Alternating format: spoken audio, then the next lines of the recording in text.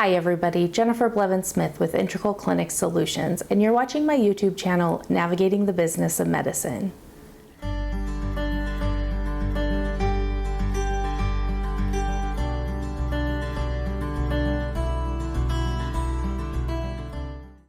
Today I want to talk about the No Surprise Act. It's a hot topic in healthcare right now, and I just felt like I could provide a high-level overview of this to help kind of get your interest going and to provide a little bit of foundation. And then I hope that with this you will use the links I'm going to provide in the video description to do your own research, your own diligence regarding this, and how you need to adopt this in your own practice or practices, because it is very important. There are some large fines that go behind it if you're not following it and you get turned in. So like I said, high-level overview. I wrote down some notes for me that I'll be referring to so that I can make sure I give you the kind of punchlines for it. But I also will, like I said, put links in the video description for you to start doing your own research so that you can apply the necessary changes in your practice. So this went into effect January of 2022. So it's been in effect for a year now. And it was basically established by the government to help eliminate unexpected medical costs for patients. The first biggest point behind this act is that you cannot balance bill for out-of-network patients in some situations.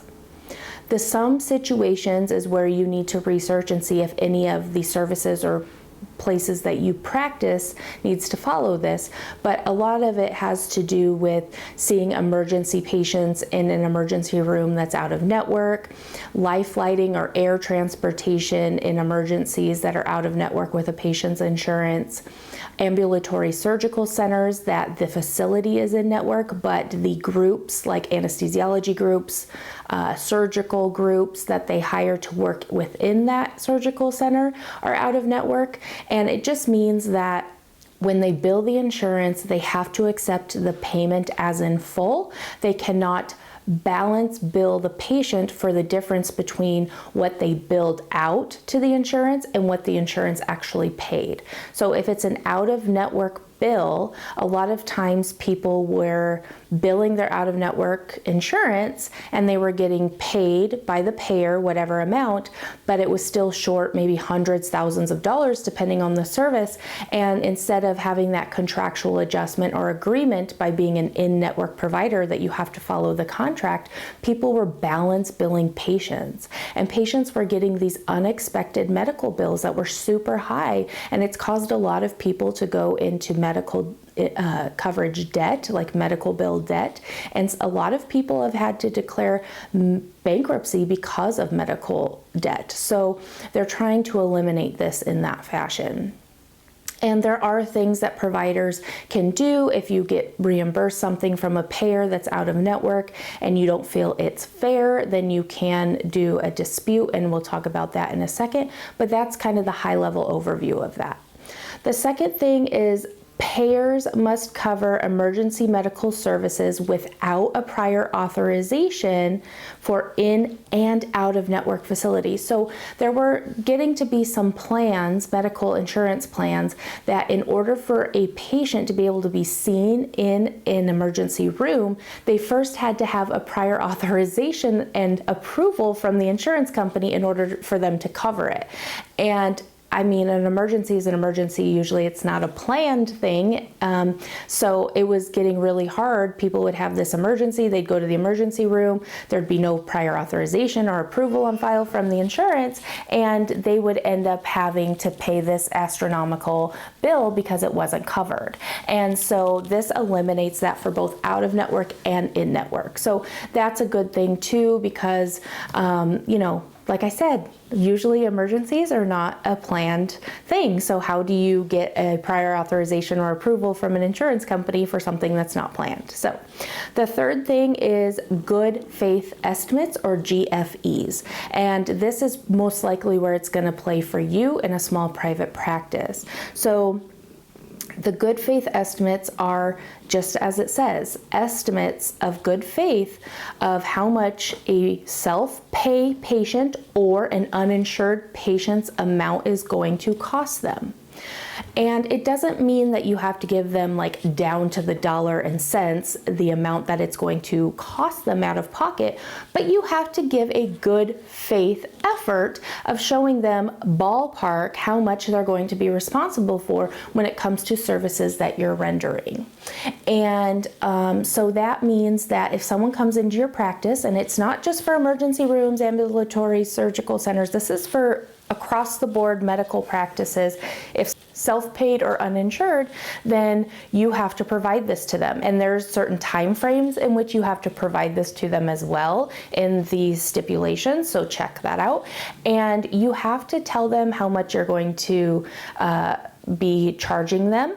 And, you know, a lot of places feel this is an opportunity, or I feel it's an opportunity to maybe help set up a payment plan for them if they can't pay in full, and maybe collect that first payment at the time of service so that you can start capturing that. I mean, instead of seeing this as a hindrance, although I know you're going to have to probably put in some new workflows and trainings with your staff, it is an opportunity to try to catch that up front and, you know, show patients that you understand it is expensive, that you don't, if they can't pay all up front, then you're willing to be flexible with certain in-house payment plans, maybe no interest, to show that you're also providing good faith towards just trying to help them get the necessary health care that they need, and you want them to be, you know, getting the best care by coming to you, and you're going to be flexible with that. So good faith estimates, very big. Make sure you check that out. The fourth thing is what I was talking about earlier, the dispute resolution for providers. So if you're billing out of network and you fall into the number one of no balance billing, and you feel like you're getting reimbursed less than you should because maybe that's not even covering overheads or your basic supplies for providing a certain service, then there's a process you would go through with the payers and different places to fill out the information and dispute and tell them why you need to be paid more. So definitely, if that's something that you're going to need to do, look into that further and figure out that whole process. Also, the other thing part of this is that patients can file a dispute. So if you give a good faith estimate to these self-pay or uninsured patients and their bill comes back to be over $400 more than what was quoted to them, then they can file a dispute with the proper authorities as long as it's within 120 days of the date on their bill or their statement that they received from an office. So you need to make sure that you understand that. So when you're giving good faith estimates, that you're having conversations appropriately with patients, that you're doing it correctly, and that you understand how the dispute process works, not only for yourself if you needed to dispute something for out of network, if you fall into those categories where you can't balance bill, but also for the patient dispute information as well.